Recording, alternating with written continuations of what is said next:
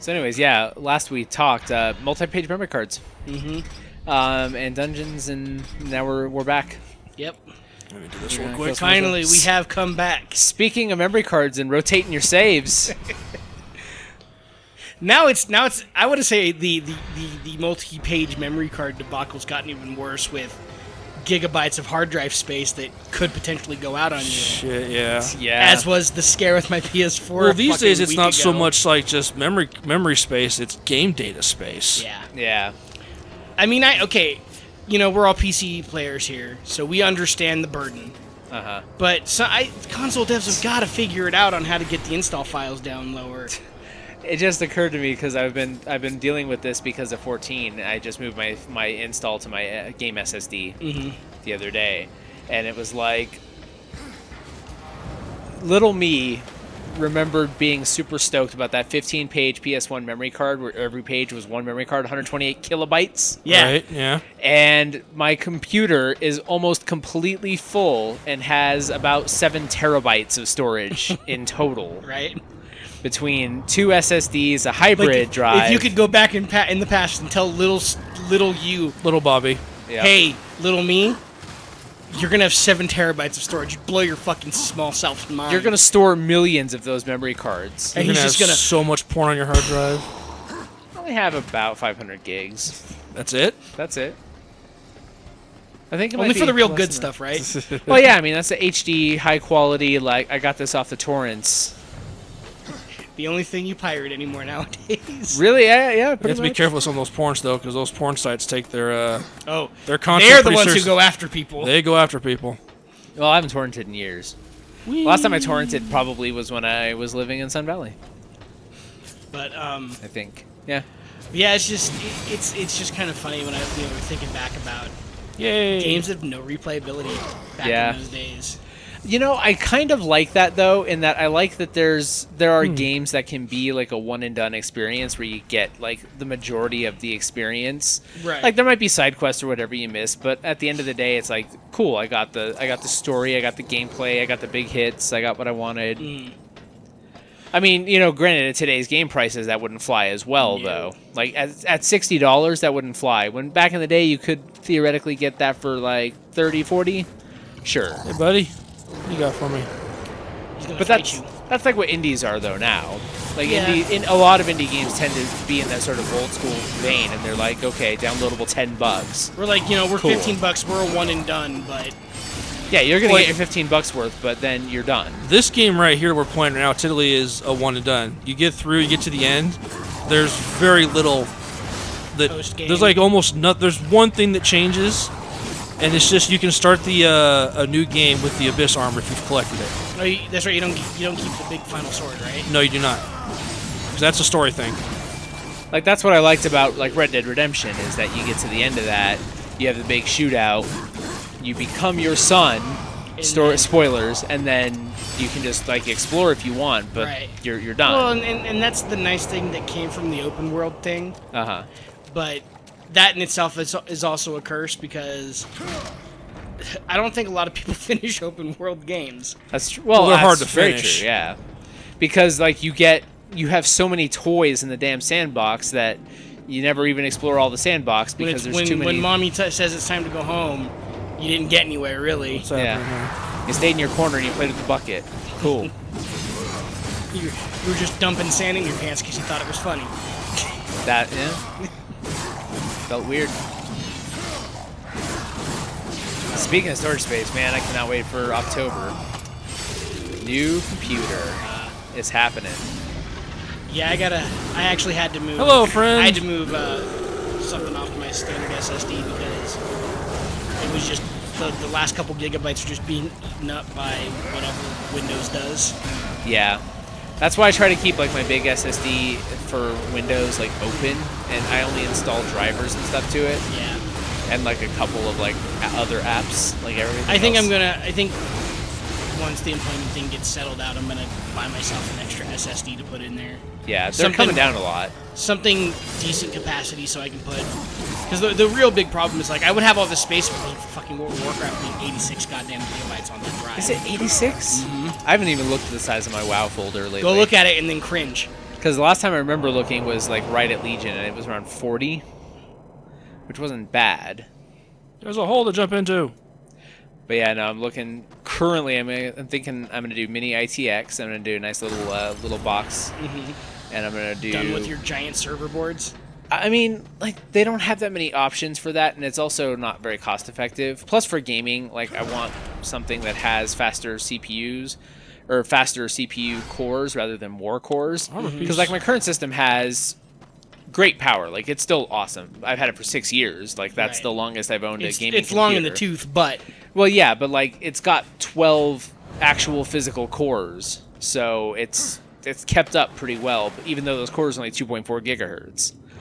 So it's done well, but it's like, yeah, I could upgrade to a better i7, and then in particular, my big upgrade is going to be explosion on a GTX 1080 Ti. Because I want. Because I'm either going to do a 4K monitor or an ultra-wide, very high-res. I need a pokey poke. Why not both? Because that's a little too much. I might actually go with the 4K, because believe it or not, the 4K monitor is cheaper. Right. By a lot. Than a very high res ultra wide. When I was still had that Samsung gig, like I was seeing a lot. Like they had a really nice, I think 4K monitor that was like $400. Yeah, that's still the pretty common asking price for an almost 30-inch 4K. And it was nice. Like I was like, man, I might get this, and then I got laid off, so I couldn't. Yeah. Did you see Samsung's announcement that they're making a 49-inch mega ultra-wide monitor that's literally basically just a curved 4K TV cut in half? No. Yeah. I want to ask why, but... Because it's literally... So by pixel size, you can tell. It's literally one of their 4K TV panels that they just chopped down the middle. Right. Like horizontally and said, boom, 2 monitors from one 4K TV. Yeah. Please give us $1,300 for each of these pieces. You got deep pockets, right? But it's like, it's not even like normal ultra wide, like 21.9. It's like way wider because it's blown. It's like it's super big. Yeah, I think it's probably like I get lost in my 21.9 monitor. I couldn't imagine having something bigger than when that. I was playing with NVIDIA Surround and I was using all 3 monitors for games. Fuck. Like that mouse cursor is gone. You're like, I mean, it doesn't happen often, but man, when my mouse cursor goes, I'm like the fuck is my mouse cursor? Like, okay, so it's fucking great for shooters, right? Because you're right in it, you use a lot of button inputs, so, and your mouse isn't, like, you don't keep track of your cursor. Right. So. Playing MMO. Yeah. MMOs? Hell no. Where the fuck did my mouse go? So you start doing this thing where you're whipping your wrist back and forth. Yeah, like, I'll hit the max DPI switch on mine and, like, flow it around and see what twitches. Right.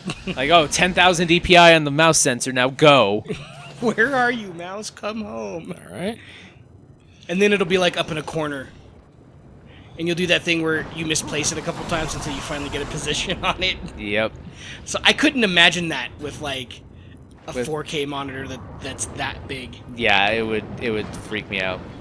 But yeah, so then my big hope, though, the big project I'm actually going to do first before I build it is I'm going to get a desk that I'm going to build, actually. I looked at some wood and stuff. I'm going to make a cool-ass corner desk. Nice. Using some wood, and I actually figured out that you can use floor tiles on the top of it for a surface. So at first I was going to do like a backsplash, like kitchen tiles, like the cool glass-looking stuff. But that shit's expensive. That's like $10 a square foot, and I would need a lot of square footage. But I found gray, like metallic gray-looking bamboo tiles for $2.99 a square foot. Nice. Hello, so I'm probably gonna do that. Eye poker. Oh shit! There's gonna be a beholder. Is there gonna be a fisherman without line though? Fisherman about what? Without line. Oh, fuck. Gotta reference that Tentacle Car Adventures cross promotion. Get our marketing strategy together. Sorry, I put that into the back of my mind. D&D game. Yeah, D&D. That's all we'll mention it. Oh, I'm super excited. The pre-purchase for the Critical Role campaign setting is on Amazon. Oh, here we go. They made some big moves on that in the past week or two. Well, they just hit episode 100. Yeah, so they hit episode 100. They're doing that the campaign sale. What's this thing? And they are doing the audio-only version of the podcast. What do you got for me? What's the cool tool of this dungeon? Cool tool. Oh, it's a gauntlet. Okay. You get your fist. You can fist people. Power fist. Fist wizard. Fist wizard. Time to go. Cha-ching. So now I am not two- a monk. I am a fist wizard. So now he has 2 big hands.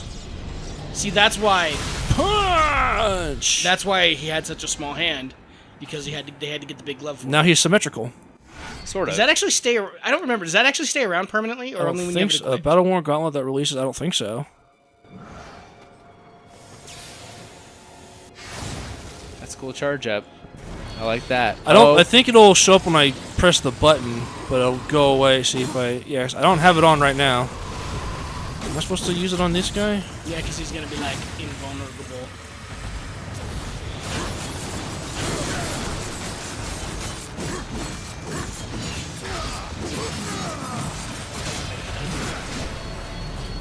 More friends, come join our You know what battle. you know what that means, though, right? What's Those that mean? blue armor fuckers are gonna be easy now, Oh yeah.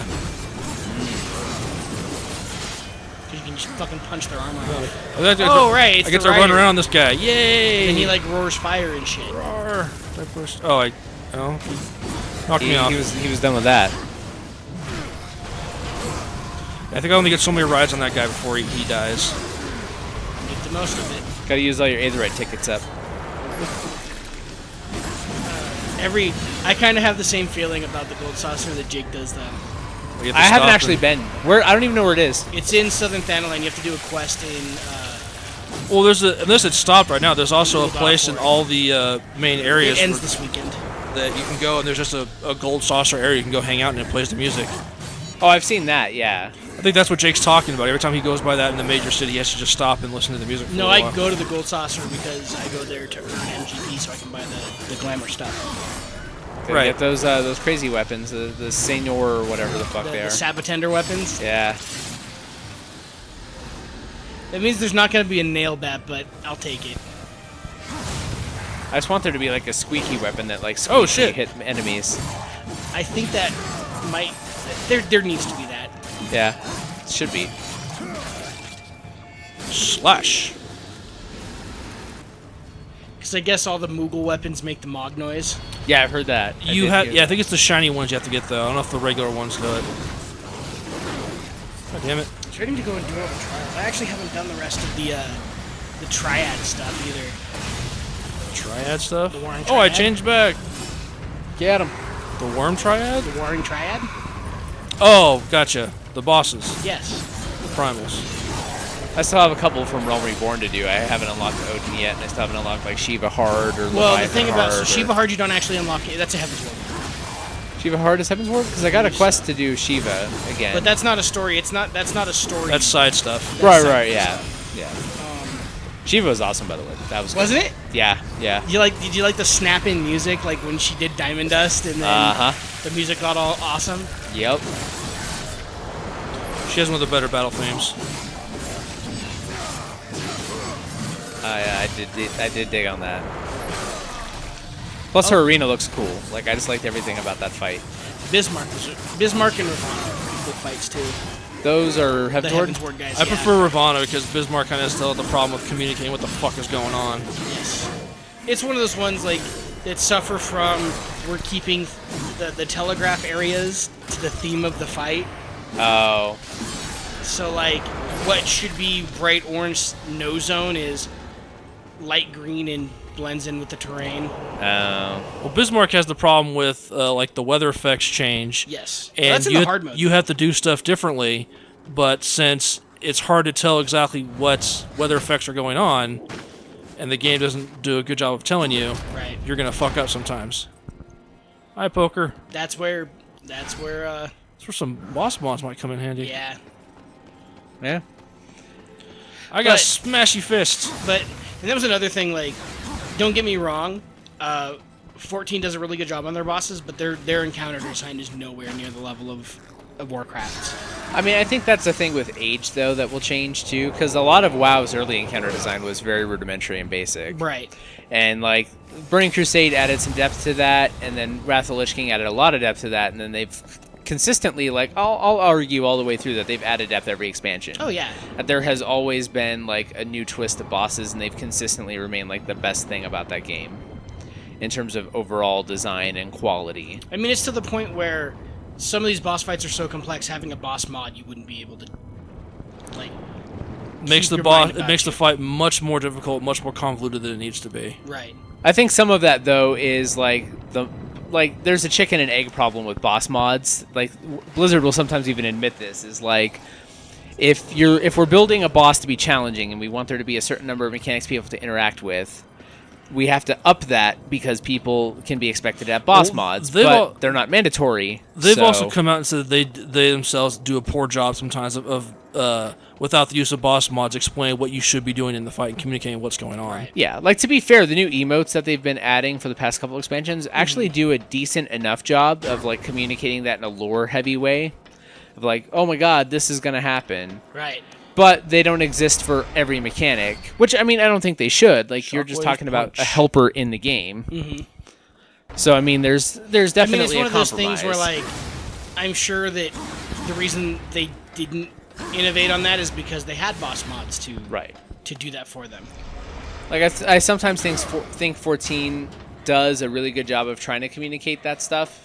With like AoE circles and stuff, it does better. Although I haven't seen the color changes yet. Titan. You remember Titan? Yeah. I just did Titan hard like 3 or 4 days ago. Weight of the Mountain. Where it looks like a shimmery effect on the ground, but it's still like brown and blends in with the terrain. Oh, okay. You get a lot of that in some of those later fights. Gotcha. Yeah, when they start adding mechanics. Mm-hmm. Like you get it in the normal mode version, but you know what was the worst that I've had so far is the Ishgard Gates trial. I forget the name of it. Final Steps of Faith? Yeah. Because I had to do that one, I had to do 6 pulls on that to get a win. His is just Steps of Faith right now. He hasn't gotten the final yet. No, the Final Steps of Faith where you fight Vishnap. No, I think it's just Steps. That's just called Steps of Faith. No, it's not. Oh, okay. I don't remember. Final Steps of... The one you might be thinking of where you fight Nidhogg, That's Final Steps of Faith. No, it's not. Yeah, it is. Because it's not Nidhogg you fight in the one I'm talking about. No, yeah, you fight Vishnap, that's just Steps of Faith, I believe. Yeah. But anyways, like that one with the cannon mechanic and all that, the game doesn't do a very good job of explaining that. Actually, I died on that once because I was like, I'll take the cannon. I bet it'll be really easy and straightforward. And then all the enemies attacked you? No, I was fine with that. You know what I didn't find is how to get the fuck out of the cannon. Oh. When the big dragon was about to destroy it. Right. Yes. So I was all like, oh shit, I don't see an out button anywhere. How do I get the fuck out of this thing? I'm a tank. I've never used the cannon, so how'd you get out? Besides dying. Died. Well, besides that. I don't know. Oh. I still don't know. Can you get out of cannons in 14? I don't know. Did you do you have the vehicle UI that you get where it's a separate pet bar? Yeah, it gave me an extra there's bar. Probably there's usually a But I didn't see a release button. There were only 3 buttons on it and they were all different attacks for the cannon. Because it has different attacks. Like it can do an AoE poison thing. It can How do did you like Ultimate Weapon? Ultimate Weapon's cool. It's been forever though. I did Ultimate Weapon way back 2 years ago. When I was still actively playing. Still a cool fight. Proto Ultimate's pretty cool. But I haven't done any. Still kind of bonkers to this day is his hard mode. Ultimate hard mode version of Ultimate Weapon. I'm looking forward to seeing what Omega brings with Stormblood. That's gonna be cool. Yeah. Especially since that's not gonna be out for a month, so I'll actually probably be 70 by then. Yep. That's and that one is we probably won't fight Omega to start. Yeah, what I've heard is that Omega is supposed to be the Alexander style thing, where it's not a direct fight with Omega. It's the set dungeon or the raid. He'll probably be the raid, yeah. And then you fight many enemies that are related. Well, eventually you'll probably fight Omega, but if and when we fight Omega, it won't be until probably won't be until the end of the raid. Because if it's a 24-man thing, it'll be 3 different dungeons released throughout the lifeline of the expansion. Yeah, because I've noticed that they seem to do that. The Coils of Bahamut, the turns weren't all added right away, right? No. But that's more the Alexander, because that's the 8-man stuff. And then Alexander was the same way. Yeah, well, I think the question is Omega going to be the new 24-man raid, or will he be the new like Alexander? I've heard that Omega is going to be the 24-man. So I'm not even sure what the difference is, because I've heard that, but that's the one aspect of gameplay I haven't been able to do. Think Raid Finder versus Organized Raiding. Okay, so Party Finder, your Duty Finder is the 8 only? No. You can do both 24 and 8-man, but 24-man is easier mechanics. There's no hard mode version of the 24-man stuff. Yeah. Okay. So it's 3 8-man groups. So doing the 8-man version of that same content Is there? Okay, so no, is because there... the 8-man stuff's completely separate. Okay. It's a little convoluted. That's a little weird, yeah. Because I got the impression that 8 and 24 were raid size differences, one of which was a duty finder thing, one of which wasn't. And then the one that isn't, you can do like Savage and you can up the difficulty. Yeah, no, that's the 8-man is where you can do like the Savage and yeah. versions of that. So 24-man is reserved for easy shit. Easy. It's not easy-ish. I wouldn't say easy, but it's simple. It's more approachable. Yeah. Okay. I would call it the simple rating. It is still somewhat like more raid finder-ish you have in WoW because you do have like 24 people all doing this thing together. It's not as forgiving as Raid Finder is, but it's. I can imagine, yeah. I wouldn't say it is still like when it's new, when it's brand spanking new, it's pretty challenging stuff. Yeah. Yeah. But like after like one or two, like even like the first patch comes out, the difficulty starts to spike down pretty quick. Mm-hmm. And it's not going to give you. It'll give you gear that's almost as powerful as what you get in like the 8-man stuff. It's pretty decent stuff. It's not going to be like the tip-top stuff. Sure. But it'll be good. It's like better stuff that you'll get in dungeons, and it'll tide you over till you can start buying stuff with your badges. Mm-hmm. Gotcha. Okay. I think what they did in Heaven's Ward, because I've done the final wing of the 24-man stuff. I still go and do those. Is that it's a side set. Like you have your. It's the same item level as the stuff that you can buy before enhancing it. Right. It's just, it may have different stat allocation. So maybe some of that stuff... Fuck you, dude. Maybe some of that stuff isn't as good for you that you can buy. Gives you the option to mix and match. Right. Gotcha. Okay. Or if you're like me, or like all of us, and you dip out because you play 2 different games, and one of the games has more of your focus... and you want to gear up quickly, you use, the 24-man raid to do it because it's easy. There we go. Right. The major difference there is, well, I think even the 8-man has a loot lockout too, right? Yes. With their brand new stuff, they have loot lock. I believe. Hold on, let me think for a second. Unless you do like there's still a loot lockout. Well, usually those things won't even drop loot unless you're doing like the Savage versions. Right. You'll get like the token items at the end. You basically go in there to do them like in the duty finder, so you get badges. Those things, the 8-man ones, don't really give loot unless you're doing like the Savage raids. Right. I mean, it's nice. I really do. I do enjoy like the 24-man stuff because you get some pretty interesting fights. I would say that's where their design. Whoops. Kind of shines. Their design shines. You get some cool. Some of this has some pretty cool sets just for glamour. Just they look pretty.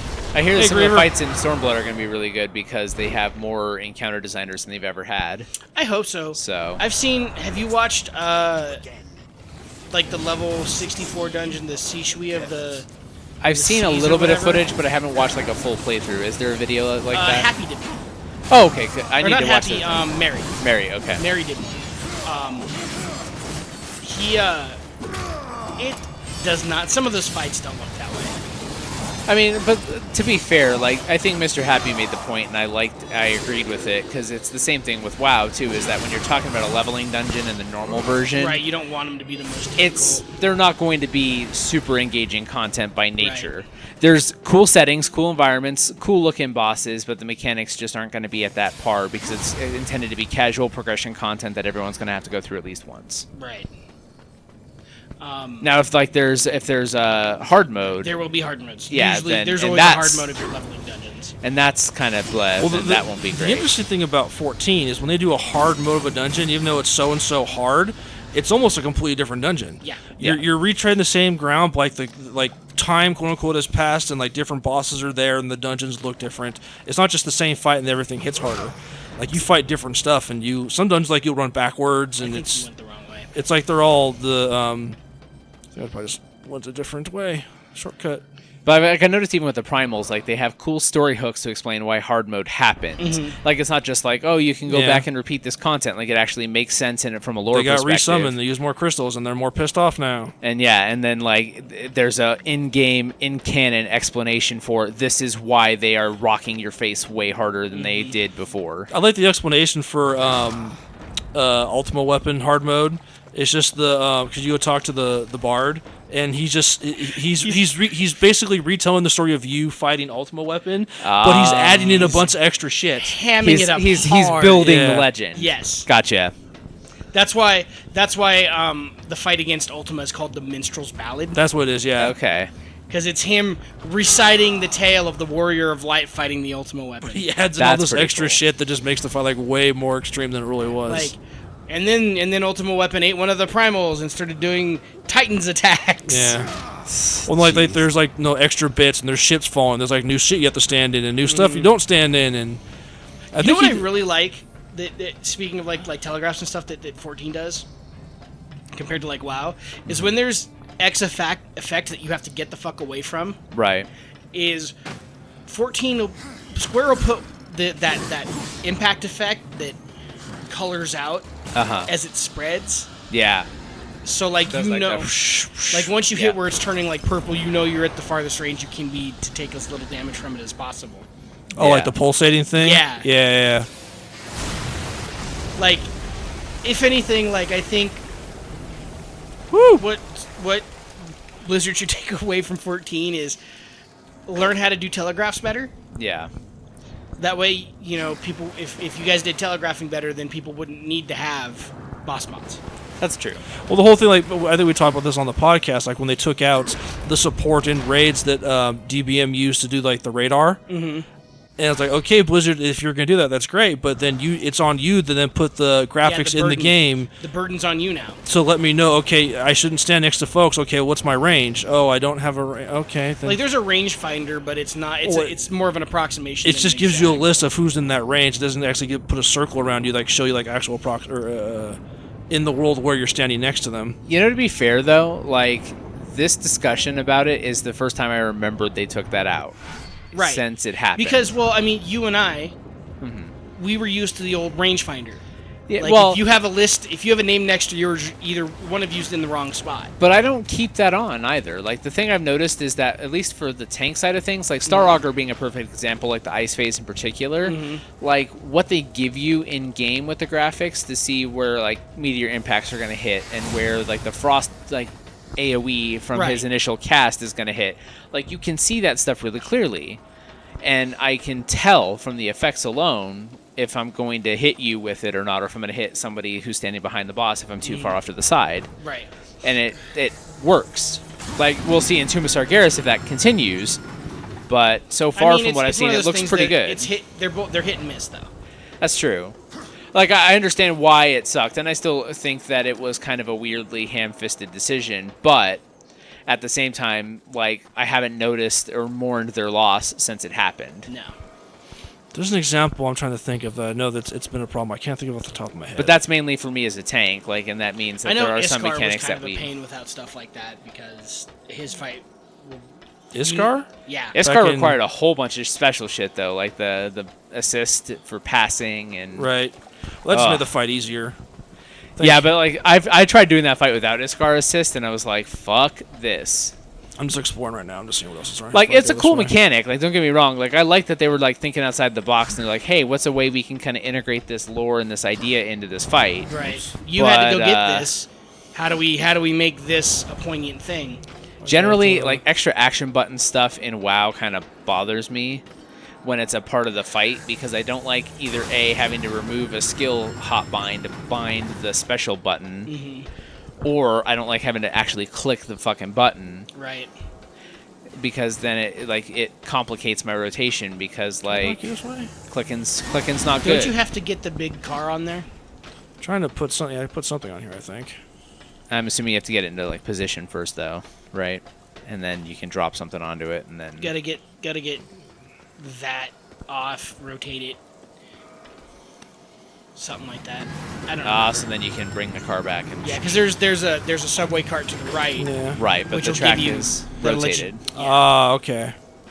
Yeah, because I gotta get it over here so I can jump up there. Yeah, like when we were doing the alt run this week.